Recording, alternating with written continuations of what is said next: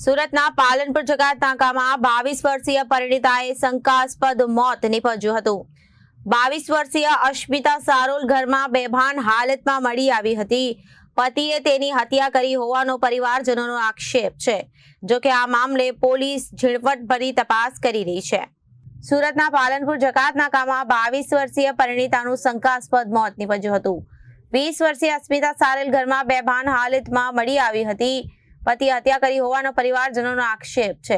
ઘટનાને લઈ રાંદેર પોલીસે સ્થળે દોડી આવી હતી અને પરિણીતાનો પતિ હાલ ફરાર થઈ જતા પોલીસ સહિત પરિવારે શંકા વ્યક્ત કરી છે। પરિણીતાના મૃતદેહને પીએમ અર્થે સિવિલ હોસ્પિટલ મોકલી આપવામાં આવ્યો હતો અને આગળની કાર્યવાહી પોલીસે હાથ ધરી છે। રાકેશભાઈ, તમારી દીકરી સાથે શું બન્યું હતું? શું તમને જાણ છે? સાહેબ, અમને મારા હાલાએ ફોન કર્યો કે તારી છોકરીની કરીનાને આવું થઈ ગયું છે એમ। તો અમે અરજીરાથી આવ્યા, પછી ત્યાં જઈને જોયું તો એ ખાટલા પર મરેલી પડલી હતી અને ગળામાં નખ ને એવું લાગેલું હતું, દબાવેલું હતું। શું તમને શંકા છે? મને શંકા એવી છે કે એ દબાવે નહીં, દારૂ પીતો એટલે દબાવે નહીં, મારી નાખ્યું।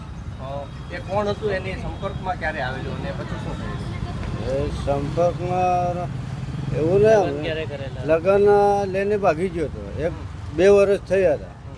એકવાર લડાઈને નાહ્યા હતી મારા પાસે, પછી પંચ ભેગી કરીને પાછી મોકલી હતી। પાછો એ મોકલીને લગભગ 8 મહિના જેવું થયું એ પાછી અહીંયા આવી હતી છે। શું નામ છે તમારી દીકરીનું અને એના પરિવારમાં કોણ કોણ છે? અસ્મિતા। હવે એના પરિવારમાં તો મને ખબર નહીં એ લોકોનું। એને કઈ સંતાન છે? સંતાન એક છોકરી છે। ક્યારે ભાગી ગયેલા ને લગ્ન થઈ ગયા હતા કે? ના, લગ્ન નથી થયેલા, એ લઈને ભાગી ગયો હતો। Reporter Arvind Rathod, Janadesh news, Surat.